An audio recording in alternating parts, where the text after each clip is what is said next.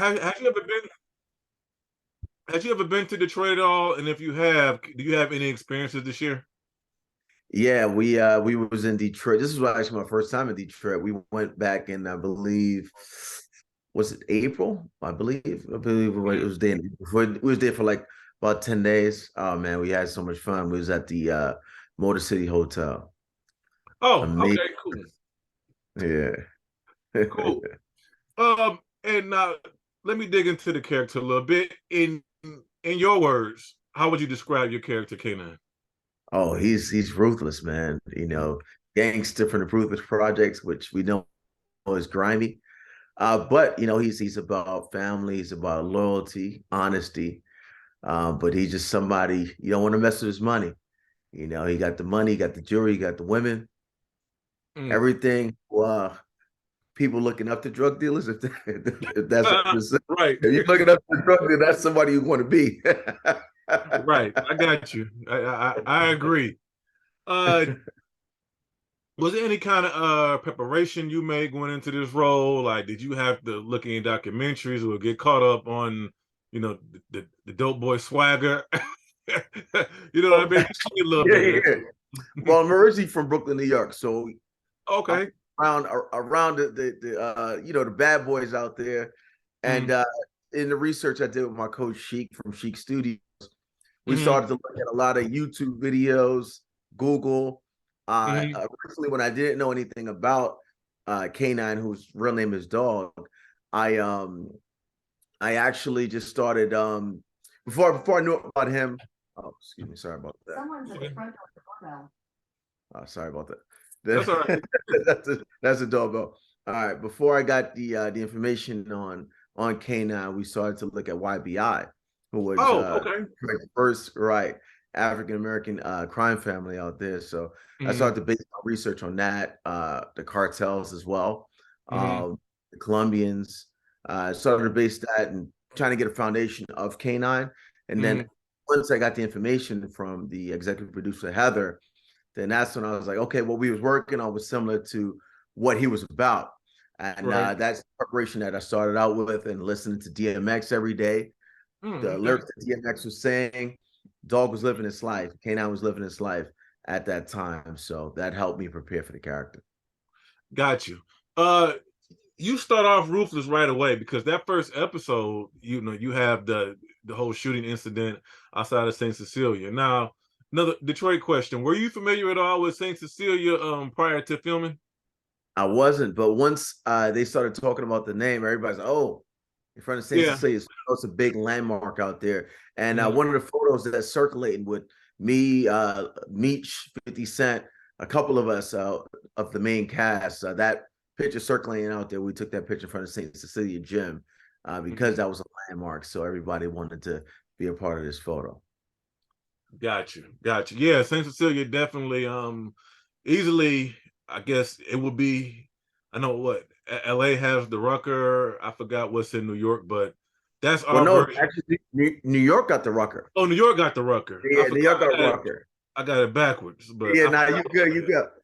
Out here, I'm trying to remember where out here is the biggest thing. But a lot of them play out here. Harden and Yeah, those dudes they from LA.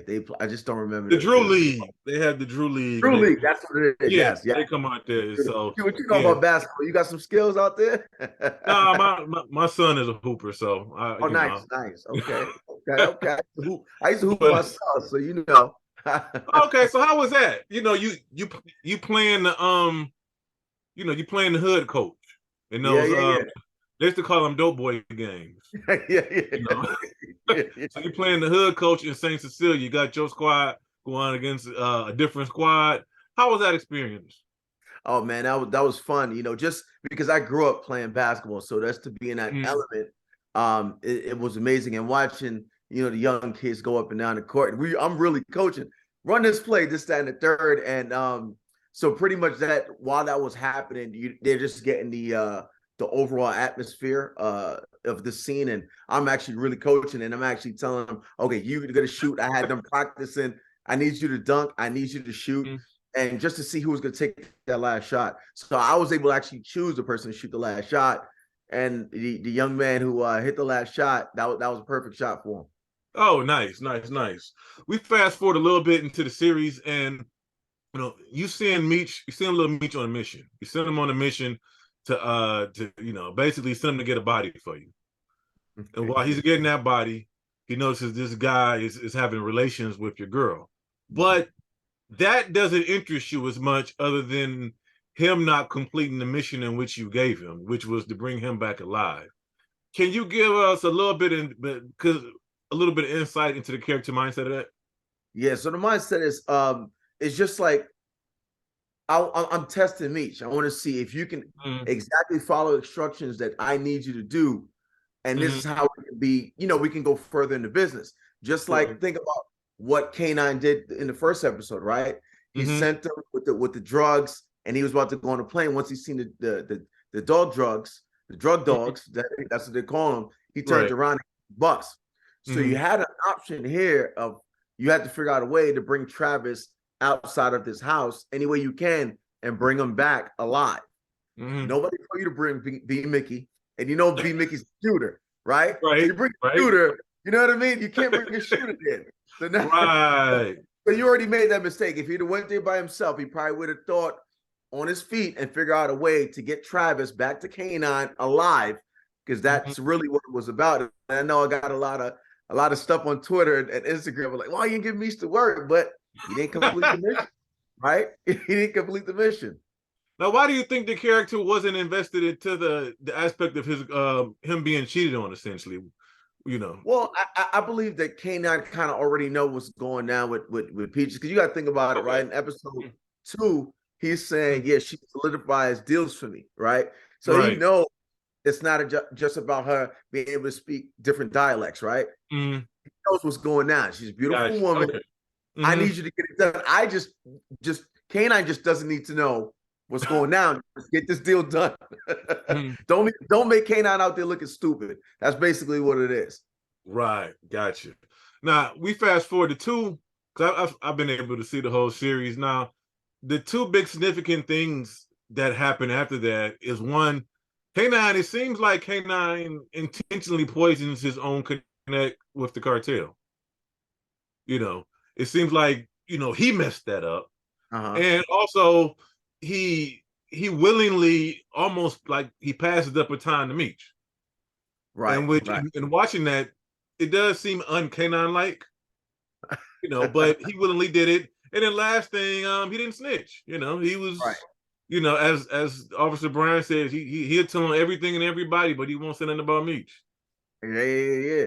You're the But dang. That's great. So you got to see everything. Wow. yeah. This is for end of the season piece, so none of this will Nice. even Okay. get Perfect. written about to after the season is over. But Okay. I the way I look at it is that K9 just didn't want to be a dope dealer anymore. I couldn't figure it out. I mean, he he was kind of sound like he was looking to make an exit.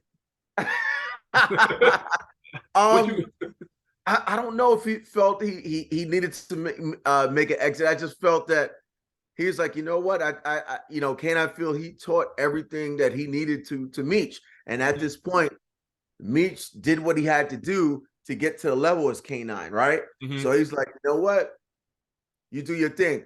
We're competition. We're not enemies, but we're competition. I think that's what it is, because remember, he goes off to LA and gets caught. So he's still out there going to get work. So it's not like he Mm-hmm. stayed back and he got caught.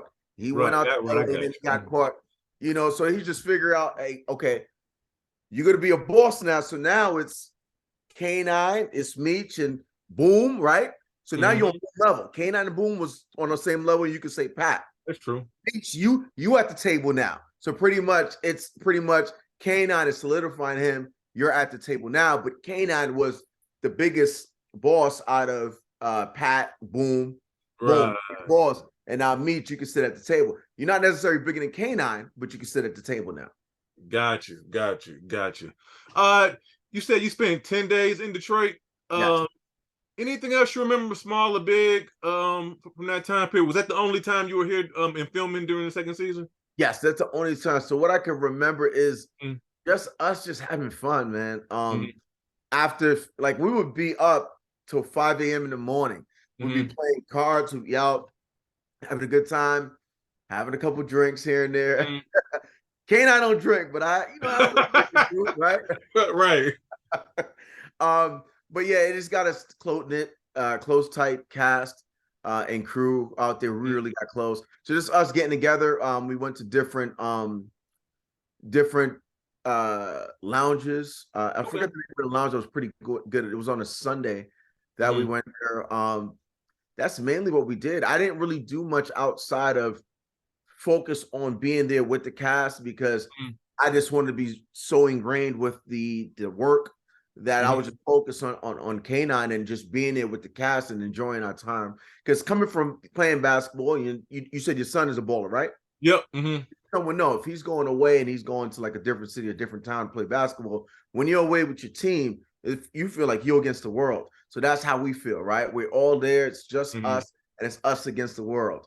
And so we just got really tight there, and just the chemistry was just amazing, man. And to be at all those different locations, like also the Dairy Queen, right? Okay. Another lamb we were able to do out there. Also, I don't remember the name of the So that was restaurant right now. that was filmed in Detroit.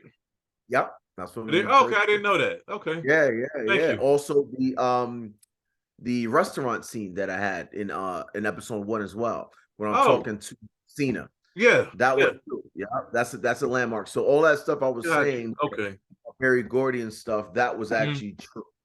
So those are the moments. I wish I was able to go to the Motor City Museum. That would have been cool. I didn't get to do that, but I will be back out in Detroit on the 24th of this month. So I would want to check out more of the space. Of course. Last couple questions. What else? I'm assuming. I'm assuming you may make a surprise appearance in season 3. But any other personal endeavors you want to mention that you have on the horizon that you can speak on outside of BMF? Yeah, I got another movie coming out shortly after this called First Comes Love, Then Comes Murder. That's going to be a TV One movie, directed by award-winning Bobby Yan. He's directed the piece. That's going to be pretty good. It's a nice little thriller. I got a couple offers that just came in recently, so I'm sorting through those. So I got some stuff on the horizons coming out. But right now, what's solidified that's going to be coming out right now would be that movie. Is another movie we finished up too. I don't know the exact date of that one, but I know for sure that this TV One movie will be out next. Got you. Last question. I gotta ask you this. You're locked in a room with Lamar. Who comes out alive? K-9's locked in. Well, we got to add to this. Now, does K-9 have a gun or not? Does he have a weapon? If he got a gun, let's say you both have guns. Although Lamar doesn't seem to need a gun too much. Right, exactly. If K-9 is in the room locked with Lamar, K-9's coming out alive. Now, if he doesn't have a gun, that's a totally different story. Because Lamar's a beast out here. K-9 got hands, but Lamar been in these streets fighting with his fist forever. K-9's pulling out the gun anytime. He doesn't care. Gotcha.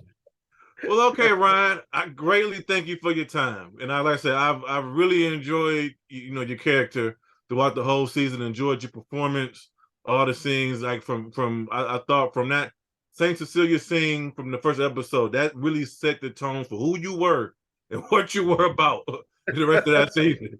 K-9, we knew what K-9 stood after that first episode. So again, I enjoyed it. I appreciate that, man. And keep your ears open if I don't know where exactly I'll be having that screening. That'll be for episode 7. And you're obviously saw the episode. So yeah, y'all able to come out to that. That'll be cool, man. Should be good. Thank you. Again, thank you for your time. You too, man. Take care. Okay. All right.